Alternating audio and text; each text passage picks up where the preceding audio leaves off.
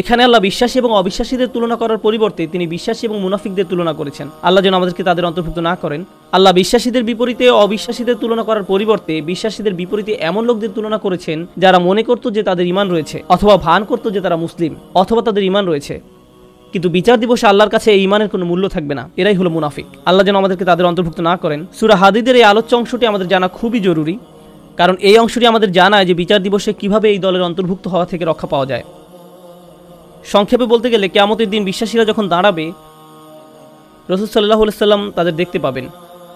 ইয়াউমা তারা, তিনি দেখতে পাবেন মানে রাসূল সাল্লাল্লাহু আলাইহি সাল্লাম দেখতে পাবেন আল মুমিনিনা ওয়াল মুমিনাত, বিশ্বাসী নারী এবং পুরুষদেরকে। ইয়াসআ নূরুহুম বাইনা আইদিহিম ওয়া বিআইমানিহিম, তাদের সম্মুখভাগে এবং ডান পাশে তাদের নূর ছোটাছুটি করবে। এর মানে হলো ঈমানদার পুরুষ এবং ঈমানদার নারীদের হৃদয় থেকে এবং ডান হাত থেকে জ্যোতি বিচ্ছুরিত হবে। এই আলোটি কেন জরুরি? কারণ আল্লাহর প্রতি আপনার আমার ঈমান যদি অকৃত্রিম হয় এবং বিশ্বাস দৃঢ় হয়, কিয়ামতের দিন এই বিশ্বাস জ্যোতিতে রূপান্তরিত হয়ে দীপ্তি ছড়াবে। আর এই বিশ্বাস দুনিয়াতে আমার কর্মকে প্রভাবিত করেছে।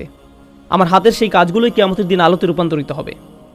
সেদিন আমাদের কাছে দুটো আলো থাকবে। শেষ বিচারের দিনটি হবে নিকষ কালো একটি দিন। আধারে ঢাকা বিস্তীর্ণ পথ পাড়ি দিয়ে আমাদেরকে জান্নাতে পৌঁছাতে হবে এবং সুদীর্ঘ পথ পাড়ি দিতে সবার আলো প্রয়োজন হবে। কিছু কিছু ব্যক্তির আলো হবে অনেক প্রখর। রাসূলুল্লাহ সাল্লাল্লাহু আলাইহি সাল্লাম বলছেন তাদের আলো এত লম্বা হবে যে সেই আলো এক শহর থেকে আরেক শহর পর্যন্ত বিস্তৃত হবে। আবার কারো কারো আলো হবে অত্যন্ত অনুজ্জ্বল। সেই টিমটিমে আলোতে নিজের পা কোথায় ফেলছে কোনো মতে সেটুকুই শুধু দেখা যাবে। তাহলে মানুষ বিভিন্ন মাত্রায় আলো নিয়ে যখন জেগে উঠবে এবং জান্নাতের পথে যাত্রা শুরু করবে, তখন আল্লাহ তাআলার পক্ষ থেকে অভিনন্দন জানানো হবে, কারণ অন্তত তাদের নিজস্ব কিছু আলো রয়েছে। আর অনেকের তো কোনো আলোই নেই, তাই তাদের জান্নাতে যাওয়ার কোনো সুযোগ নেই। আল্লাহ বলবেন, বুশরাকুমুল ইয়াউম জান্নাতুন তাজরি মিন তাহতিহাল আনহার, আল্লাহ বলবেন আজ তোমাদের জন্য সুসংবাদ জান্নাতের, যার তলদেশ দিয়ে নদী প্রবাহিত। তোমাদের সামনেই এটা আছে, হাঁটতে থাকো, চলতে থাকো। পরবর্তী আয়াতে আল্লাহ অন্য একদল লোকের কথা বলেন যারা জেগে ওঠার পর গভীর বিস্ময় আবিষ্কার করবে পথ চলার জন্য তাদের নিজস্ব কোনো আলো নেই। চারপাশ গভীর অন্ধকার, বহু দূরে তারা দেখবে কিছু আলো। আপনারা দৃশ্যটা কল্পনা করতে পারেন, চারপাশ গভীর অন্ধকারচ্ছন্ন আর বহু দূর থেকে তারা দেখবে কিছু মানুষ আলো নিয়ে এগিয়ে যাচ্ছে। তারা হয়তো মানুষ দেখতে পাবে না, শুধু আলোর বিচ্ছুরণ দেখা যায়। তখন তারা ভাববে আমাদেরকে দ্রুত তাদের কাছে পৌঁছতে হবে, কারণ আলোটা ধীরে ধীরে হারিয়ে যাচ্ছে। তো সেই মুনাফিকরা কিয়ামতের দিন এইরকম একটি তমসাচ্ছন্ন পরিস্থিতিতে জেগে উঠবে, আর তারা বিশ্বাসীদের আলো দেখে তাদের ধরার চেষ্টা করবে, কারণ তাদের নিজস্ব কোনো আলো থাকবে না। তারা জেগে উঠে গভীর বিস্ময় আবিষ্কার করবে তাদের সাহায্য করার মতো কিছুই নেই। ইয়াকুলুল মুনাফিকুনা ওয়াল মুনাফিকাত লিল্লাযিনা আমানু নজুরুনা নাকতাবিস মিন নূরিকুম, যেদিন মুনাফিক পুরুষ এবং মুনাফিক নারীরা মুমিনদেরকে বলবে তোমরা আমাদের জন্য অপেক্ষা করো, আমরাও কিছু আলো নিব তোমাদের জ্যোতি থেকে। ইকতিবাস শব্দ দ্বারা বোঝায় যেমন আগের দিন আপনার হাতে মশাল থাকতো আর অন্যজনের আগুন থেকে নিজের মশাল জ্বালিয়ে নিতেন, সেরকম। তাই তারা ভাবলো আমরা তোমাদের থেকে কিছুটা আলো ধার নেব, তোমাদেরটা নিয়ে যাব না, একটু থামো, আমাদেরকে সাহায্য করো। তখন মুনাফিকদেরকে বলা হবে ইরজিউ ওয়ারাআকুম, তোমরা পিছনে ফিরে যাও, পিছনে ফিরে যাও ফালতামিসু নূরা, এবং আলোর খোঁজ করো, আমরা তোমাদের সাহায্য করব না। হাসরের ময়দান হচ্ছে এমন ভয়াবহ একটি জায়গা যেখানে জন্মদাত্রী মা নিজ সন্তানকে পর্যন্ত অগ্রাহ্য করবে। ভাই বোন, স্বামী স্ত্রী, বাবা মা, আত্মীয় স্বজন, প্রাণের বন্ধু, এই সব পার্থিব সম্পর্কগুলো ছিন্ন হবে। প্রতিটি মানুষ শুধুমাত্র নিজেকে বাঁচাতে উদ্বিগ্ন থাকবে, কেউ এমনকি পিছনে ফিরেও তাকাবে না। তোমরা পিছনে ফিরে যাও এবং আলোর খোঁজ করো, পিছনে ফিরে যাও এক প্রকার ব্যঙ্গাত্মক মন্তব্য, মানে দুনিয়াতে ফেরত যাও এবং আলোর সন্ধান করো। কারণ কেউ যদি দুনিয়াতে তার ঈমান ও কর্ম দিয়ে আলো সংগ্রহ না করে থাকে, তাহলে সেদিন তার নিজস্ব কোনো আলোই থাকবে না। ফালতামিসু নূরা, আলো সংগ্রহ করার একমাত্র জায়গা হলো এই দুনিয়া। তারপরে মুনাফিকরা মুসলমানদেরকে ধরার চেষ্টা করবে। এভাবে যখন তারা বিশ্বাসীদের নিকটবর্তী হবে, ফাদুরিবা বাইনাহুম বিসুরিন লাহু বাব, ঠিক এমন একটি মুহূর্তে দুই দলের মাঝে একটি বৃহৎ প্রকাণ্ড দেয়াল নেমে আসবে, যার একটি দরজা থাকবে। এই দরজা সম্পর্কে আমরা অন্য সময় আলোচনা করব। আল্লাহ বলেন অতঃপর উভয় দলের মাঝখানে খাড়া করা হবে একটা প্রাচীর, ফলে এখন তারা ধরার চেষ্টা করলেও পারবে না। দেয়ালটি খাড়া হওয়ার পর আল্লাহ বলেন দেয়ালের অন্য পাশে যে পাশটা মুনাফিকরা দেখতে পাবে না, সেখানে থাকবে আল্লাহর করুণা, দয়া এবং মমতা, আর অপর দিকে থাকবে কঠোর শাস্তি এবং অন্ধকার। কঠোর শাস্তি এবং অন্ধকার। তাহলে এখন শুধু অন্ধকারই নয়, রয়েছে বিশাল এক দেয়াল, ফলে তাদের পালানোর আর কোনো জায়গা নেই। আর পেছনে দেখতে পাবে শাস্তি তাদেরকে আচ্ছন্ন করার জন্য এগিয়ে আসছে। তখন এই মুনাফিকরা, আল্লাহ আমাদের তাদের অন্তর্ভুক্ত না করুন, মুনাফিকরা মরিয়া হয়ে বলবে আলাম নাকুম মাআকুম, আমরা কি তোমাদের সাথে ছিলাম না? লক্ষ্য করুন, মুনাফিকরা অপর পাশে থাকা মুমিনদেরকে ডাকছে। স্পষ্টতই দরজা এই পাশ থেকে খোলা যায় না। আরে দরজাটা খোলো না, আমরা তো তোমাদের সাথেই থাকতাম। এভাবে মরিয়া হয়ে ডাকা হবে। সামনে অগ্রসর হওয়ার পূর্বে এটা বোঝা গুরুত্বপূর্ণ। এই কারণেই আমি আজকের খুতবার জন্য এই আয়াতটি পছন্দ করেছি। এই বাক্যটার কারণে, আলাম নাকুম মাআকুম, আমরা কি তোমাদের সাথে ছিলাম না? ব্যাপারটা হলো এই লোকগুলো যারা দেয়ালের ভয়ঙ্কর পাশে থেকে গেছে, যারা মরিয়া হয়ে আছে, যাদের নিজস্ব কোনো আলো নেই, তারা ভাবতো তারাও মুমিনদের অন্তর্ভুক্ত।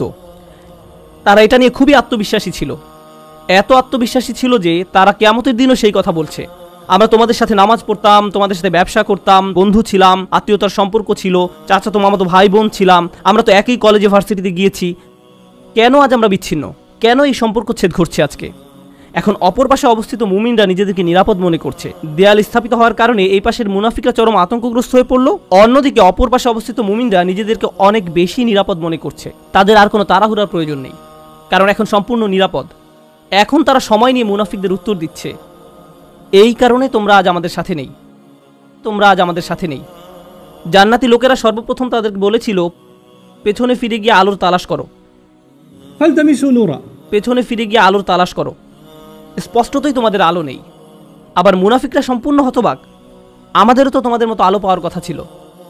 এখন জান্নাতি মানুষরা মুনাফিকদের ব্যাপারে বর্ণনা করবে, এই লোকগুলোর তো আলো ছিল, তাদের বিশ্বাস ছিল, এই লোকগুলোর তো আলো ছিল, কিভাবে তারা এটা হারালো? কিভাবে তারা কিয়ামতের দিন সম্পূর্ণ দেউলিয়া হয়ে পড়ল? এই আয়াতটি বিশেষভাবে নিগুড় একটি আয়াত। এই আয়াতে বর্ণিত হয়েছে কিভাবে একজন মুমিন ক্রমে ক্রমে ঈমান হারায়, কিভাবে একজন মানুষ ঈমানের মতো মহামূল্যবান জিনিস পাওয়ার পরেও পরিশেষে তা হারিয়ে ফেলে। রাতারাতি কোনো ব্যক্তির ঈমান ধ্বংস হয়ে যায় না, একদিন সকালে ঘুম থেকে উঠে কোনো ঈমানদার ব্যক্তি মুনাফিক হয়ে যায় না। এটা একটা পর্যায়ক্রমিক প্রক্রিয়া। এই প্রক্রিয়াটি এই নিরন্তর বাণীতে প্রকাশিত হয়েছে, বালা অবশ্যই তোমরা আমাদের সাথে ছিলে, ওয়ালাকিন্নাকুম ফাতানতুম আনফুসাকুম। আমি প্রথমে সহজ অনুবাদ বলছি, পরে ব্যাখ্যা করব। ওয়ালাকিন্নাকুম ফাতানতুম আনফুসাকুম। 1 নম্বর, তোমরা নিজেরাই নিজেদের বিপদগ্রস্ত করেছো। আরবিতে ফাতানা শব্দটির অর্থ হচ্ছে কোনো কিছুতে পরীক্ষাতে ফেলা। স্বর্ণ গলিয়ে তার খাদ ফেলে দিয়ে ধীরে ধীরে বিশুদ্ধ করার প্রক্রিয়াটিকেও ফাতানা বলা হয়। স্বর্ণ নিখাত করার প্রক্রিয়াটি কিন্তু সহজ নয়, বরং এটি একটি যন্ত্রণাদায়ক দহন প্রক্রিয়া। ফাতানতুম আনফুসাকুম এর অনেকগুলো ব্যাখ্যা আছে, তবে আজকের খুতবার জন্য একটা বিষয়কে হাইলাইট করব।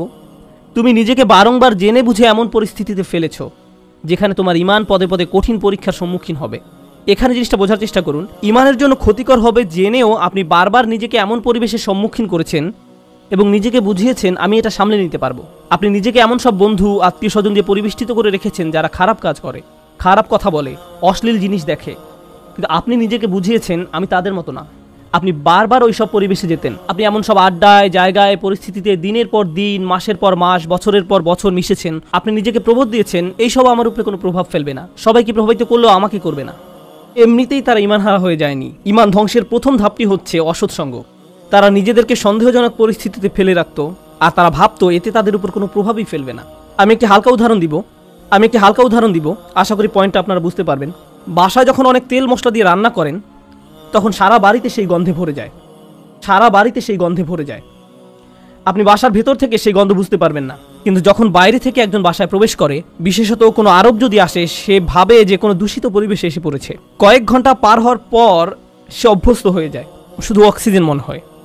ঠিক একইভাবে আপনি প্রথমে খারাপ কোনো পরিবেশে গমন করলে সাথে সাথে বুঝতে পারেন এটা ঠিক নয়, আমি খারাপ হয়ে যাব, আমার এখানে থাকা উচিত নয়। আপনার অন্তর অস্বস্তি অনুভব করে। কিন্তু আপনি যদি বারবার এই পরিবেশে যেতে থাকেন, তখন কি হবে? আপনি আর খারাপ বোধ করবেন না। কেউ যদি জীবনে প্রথমবার কোনো ধূমপায়ীর পাশে বসে, তখন সিগারেটের গন্ধে সে কাশতে থাকবে, চোখ দিয়ে পানি আসবে, ফ্রেশ বাতাসের জন্য ছটফট করবে এবং সে দ্রুত সেই জায়গা ছেড়ে চলে যেতে চাইবে। বছরখানেক পর এটাই তাদের অক্সিজেনে পরিণত হয়। সিগারেট ছাড়া তারা নিঃশ্বাসও নিতে পারে না। তাহলে প্রথম সমস্যা হলো আপনি নিজেকে অসৎ পরিবেশে ফেলে রাখেন। ফাতানতুম আনফুসাকুম। দ্বিতীয় সমস্যাটি কি ছিল? দ্বিতীয় সমস্যাটি ছিল ওয়াতারাব্বাসতুম। তোমরা প্রতীক্ষা করেছো, দীর্ঘসূত্রিতা করেছো। এখানে দীর্ঘসূত্রিতা বলতে কি বোঝানো হচ্ছে? আপনি বুঝতে পেরেছিলেন যে এটা খারাপ, আপনার নিজের বিবেকের মাধ্যমে আপনি বুঝতে পেরেছিলেন যে আমার নিজেকে পরিবর্তন করা উচিত, কিন্তু নিজেকে বুঝিয়েছেন ইনশাআল্লাহ আমি খুব দ্রুত নিজেকে পরিবর্তন করব, আমি জানি নিজেকে পাল্টাতে হবে, আমি জানি এটা খারাপ, শুধু এই সপ্তাহ পরেই আমি সম্পূর্ণ ভিন্ন মানুষে পরিণত হব। বেশি না, আর একটা সেমিস্টার 2 মাস ওই বকে যাওয়া বন্ধুদের সাথে থাকবো, তারপর আমি অন্য কোর্স নিব। এখন ওদেরকে রাগানো ঠিক হবে না, আমি জানি এটা খারাপ, শুধু এই 1 মাস আমি এসব করব। আর এই 1 সপ্তাহ, এই আর 1টা বা 2টা পার্টি, 1টা 2টা ড্রিঙ্কস, এভাবে আপনি নিজেকে বলতে থাকেন। আর সামান্য একটু এই 9-10 মাস পরেই তো রমজানে সব ছেড়ে দিব, পুরাই চেঞ্জ হয়ে যাব। আমার প্ল্যান আছে হজে যাওয়ার, হজ থেকে আসার পর দেখবেন আমি কেমন ভালো মানুষে পরিণত হই। এভাবে আপনি নিজেকে বলতে থাকেন। আর সামান্য সামান্য একটু। কিন্তু সে পর্যন্ত আমার জন্য দোয়া করতে থাকুন। ওয়াতারাব্বাসতুম। এই মুহূর্ত থেকে নিজেকে পরিবর্তন করতে চান না, আপনি নিজেকে শুধু খারাপ পরিবেশে ফেলেই রাখছেন না, এখনো নিজেকে পরিবর্তনের জন্য কোনো পদক্ষেপ নিতেও প্রস্তুত নন। মনে হচ্ছে আপনার কাছ থেকে অনেক বেশি কিছু চাওয়া হচ্ছে। যেভাবে আছেন সেভাবেই থাকতে চান, আরো কিছু খারাপ উপভোগ করতে চান। এটাই ওয়াতারাব্বাসতুম। আপনি ধারণা করে আছেন, আপনার প্রথম ধারণা ছিল আমি খারাপ পরিবেশে থাকলেও এটা আমার উপর কোনো প্রভাব ফেলতে পারবে না, আমার উপর কোনো প্রভাব ফেলতে পারবে না। সময়ের সাথে সাথে ভয়ঙ্কর খারাপ কিছু আপনার কাছে স্বাভাবিক হয়ে যায়। এখন অতারাব্বাস্তুম বা অপেক্ষা করতে থাকা, দীর্ঘ সুচিন্তা করার প্রভাব কি? আপনি ভাবছিলেন আপনি যে কোনো সময় এই খারাপ কর্ম পরিত্যাগ করতে পারবেন, সব খারাপ সঙ্গ থেকে যে কোনো সময় সরে আসতে পারবেন।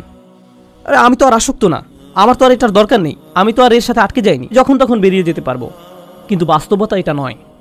যত বেশি সময় আপনি এর সাথে জড়িয়ে থাকবেন, আপনি তত বেশি এতে আসক্ত হবেন। তারপর এর থেকে বেরিয়ে যাওয়া অসম্ভব হয়ে পড়ে। আপনি আষ্টে পৃষ্ঠে মাথা পড়েন, সম্পূর্ণ ডুবন্ত অবস্থায় নিজেকে আবিষ্কার করেন। আপনি এখন জানেনও না এই পরিবেশের বাইরে সুস্থ জীবনের মানে কি। এরপর আপনি নিজেকে বলতে শুরু করেন, অনেক দেরি হয়ে গেছে, আর সম্ভব না। এরকম ঘটার পর এক অপরাধ বোধের জন্ম নিবে। আমি বহুদিন ধরে এত পাপ কাজ করে আসছি, আমার আরও অনেক আগেই তওবা করা উচিত ছিল, এখন অনেক দেরি হয়ে গেছে। নিজেকে খারাপ ভাবতে অথবা মনের ভেতরে অনুশোচনা নিয়ে বেশি দিন কাটাতে কেউই পছন্দ করে না। তখন শয়তান এসে বলবে, তুমি এত অপরাধ বোধে ভুগছো কেন? তোমার তো কোনো দোষ নেই। এই ইসলাম নামের জিনিসটাই তোমার মনের ভেতর যত অপরাধ বোধের জন্ম দিয়েছে। এই ইসলাম বলছে এটা হারাম, ওটা গুনাহ, এভাবে কথা বলবে না, ওটা খেও না, অমুকটা দেখো না, ওখানে যেও না। এই ইসলাম তোমাকে নিজের সম্পর্কে খারাপ ধারণা দিচ্ছে। আচ্ছা, এই ইসলাম যে এত কঠিন সব নিয়মকানুন মেনে চলতে বলছে, এটা সত্য কিনা তুমি কি নিশ্চিত? শয়তানের ওয়াসওয়াসা শুনে বিভ্রান্ত ব্যক্তি ভাবতে থাকে, আমি আসলে কেন ইসলামে বিশ্বাস করি? মনে হয় যেন ইসলাম চায় না আমি আনন্দে থাকি। আমি শুধু আমার জীবন উপভোগ করতে চাই, আমি সুখী হতে চাই, আমি স্বাধীনভাবে বন্ধুবান্ধবের সাথে মৌজ মাস্তি করতে চাই, জীবনকে সর্বোচ্চ উপভোগ করতে চাই। আমি তো এমনিতেই কোরআনের সত্যতা সম্পর্কে নিশ্চিত নই। আল্লাহ বলে কেউ আছে কিনা এই ব্যাপারে আমার সন্দেহ আছে। এই কোরআন হাদিস কতটা নির্ভরযোগ্য? আমাদের আশেপাশে এরকম বিভ্রান্ত অবস্থায় অনেক আব্দুল্লাহ, জয়নব, আলী, ফাতিমা, আব্দুল করিম, আহমদ, রুকাইয়া, তরুণ তরুণীর আমরা দেখতে পাই। তারা খুব নির্ভীকভাবে বলে, ইসলাম নিয়ে আমার মনে অনেক সন্দেহ আছে।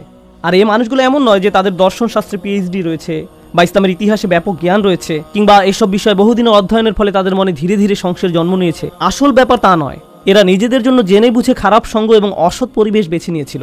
আমি এমন শত শত মানুষের সাথে কথা বলেছি, তারা আক্ষরিক অর্থে এই আয়াতের ভিতরে জীবনযাপন করছে। তোমরা নিজেরাই নিজেদেরকে বিপদগ্রস্ত করেছো, প্রতীক্ষা করেছো, সন্দেহ পোষণ করেছো এবং অলিক আশার পেছনে বিভ্রান্ত হয়েছো। অবশেষে আল্লাহর আদেশ এসে পৌঁছেছে।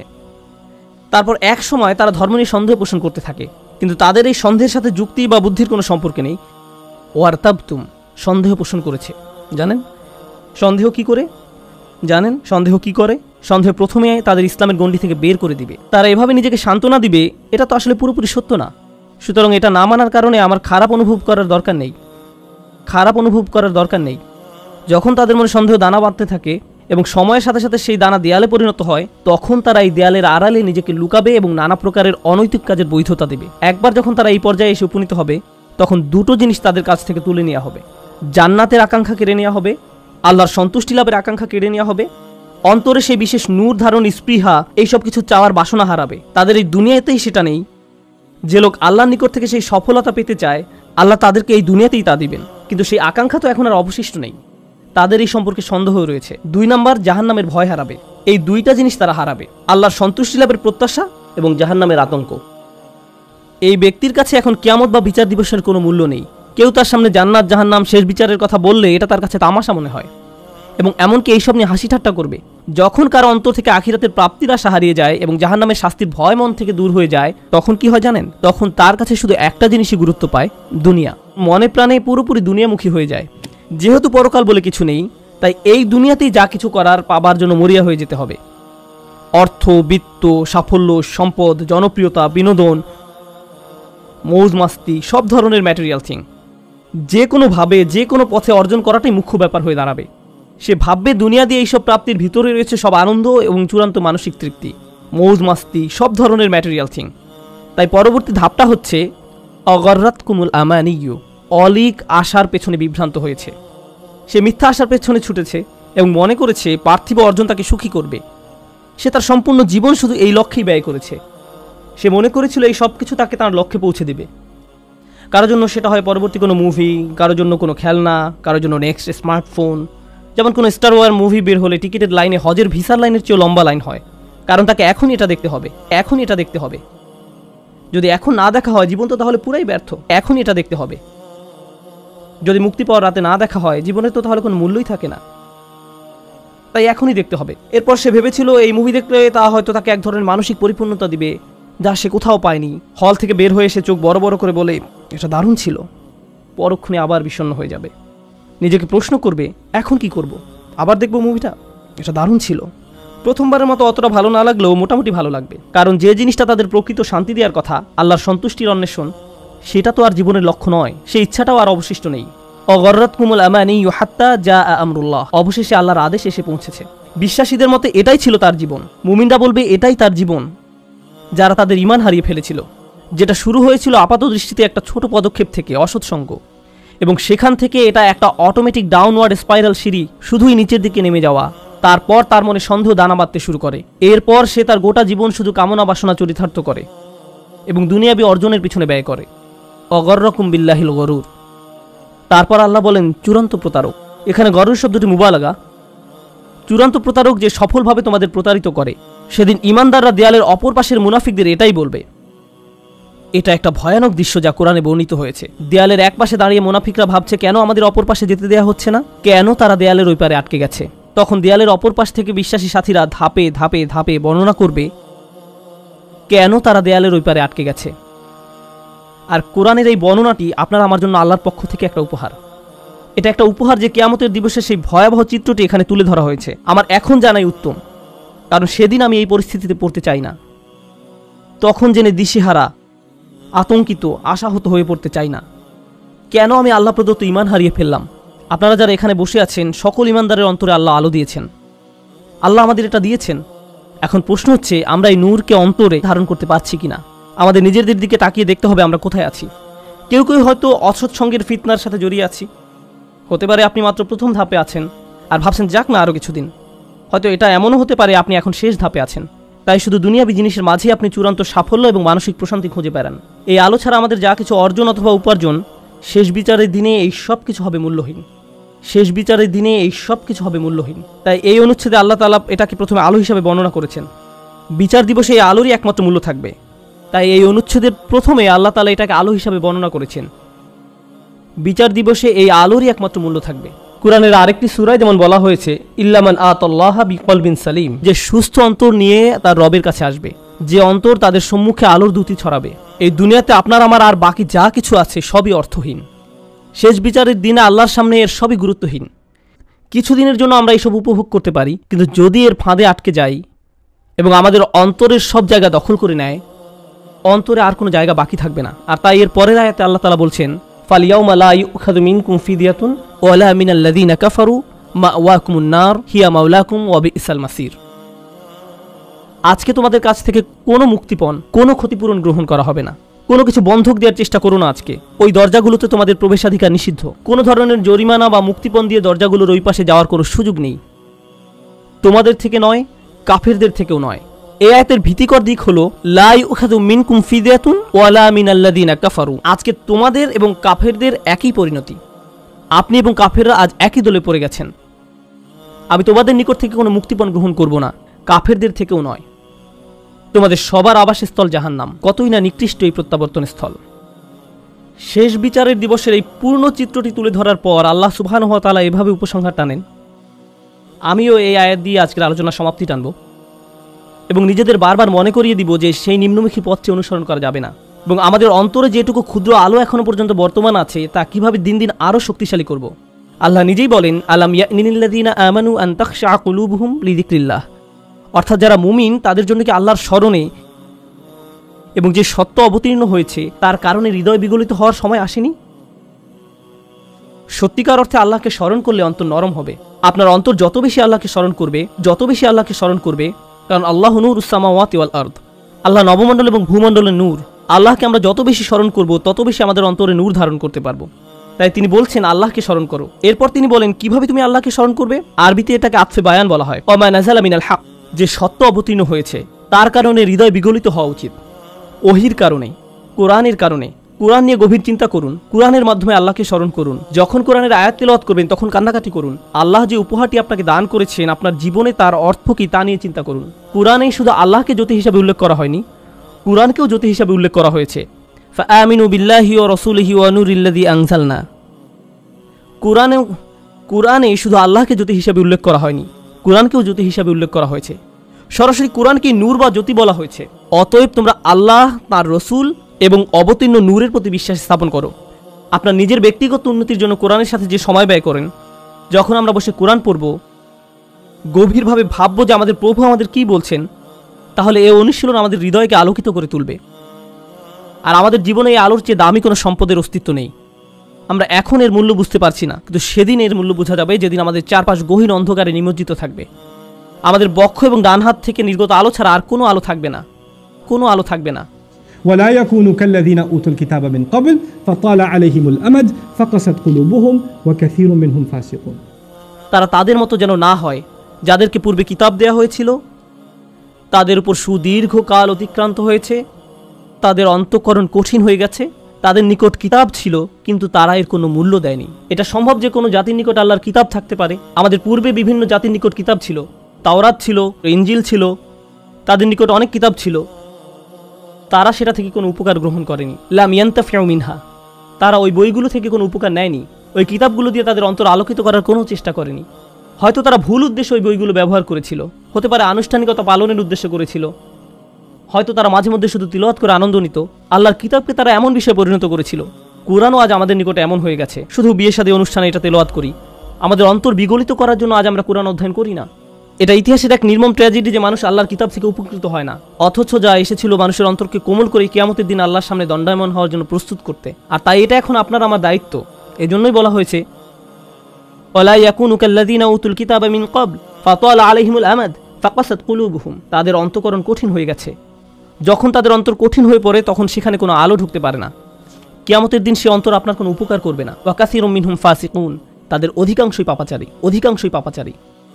আল্লাহ আযজা ওয়া জাল্লা এই কয়েকটি আয়াতে একজন বিশ্বাসীর জীবনের অন্যতম গুরুত্বপূর্ণ একটি চিত্র তুলে ধরেছেন। আজকে আমি আপনি যে ঈমান ধারণ করি সেটা ধ্রুব নয়। আমাদের অন্তরে যে ঈমানের জ্যোতি দেওয়া হয়েছে সেটা আজীবন থাকবে এমন কোনো গ্যারান্টি নেই। আজকে আমার ঈমান আছে বলেই আমি নিরাপদ, সেটা ভাবার কোনো অবকাশ নেই। কেউ আমাদের মুসলিম মনে করে সালাম দেয় আর আমরাও জবাবে ওয়ালাইকুম আসসালাম বলি, ফলে আমরা মনে করি যে আমরা সবাই মুসলিম, আমাদের সবার অন্তরে আলো আছে। কিন্তু এই আয়াতগুলোর মতে কিছু মানুষ কিয়ামতের দিন জেগে উঠে হতচকিত হয়ে পড়বে, কিছু মানুষ কিয়ামতের দিন জেগে উঠে অবাক হয়ে যাবে। সে বলবে আমি মনে করেছিলাম আমি তোমাদের সাথে, কিন্তু সে তার সাথে নয়। তাই ভালো হয় আমরা যদি এখনই বুঝতে পারি এটা স্বয়ংক্রিয় নয়, এটার গ্যারান্টি নেই। আপনাকে ব্যক্তিগতভাবে এর জন্য প্রচেষ্টা চালাতে হবে, আমাকে ব্যক্তিগতভাবে এর জন্য প্রচেষ্টা চালাতে হবে। বিচার দিবসে আপনার ঈমান যেমন আপনাকে সাহায্য করবে না, তেমনি আমার ঈমানও আপনাকে সাহায্য করবে না। আমরা সবাই নিজ নিজ চিন্তায় অস্থির থাকবো, নিজেদের আলোর জন্য চিন্তা করবো। ইরজিউ ওয়ারাআকুম ফালতামিসু নূরা, তোমরা পিছনে ফিরে যাও এবং আলোর খোঁজ করো। এখন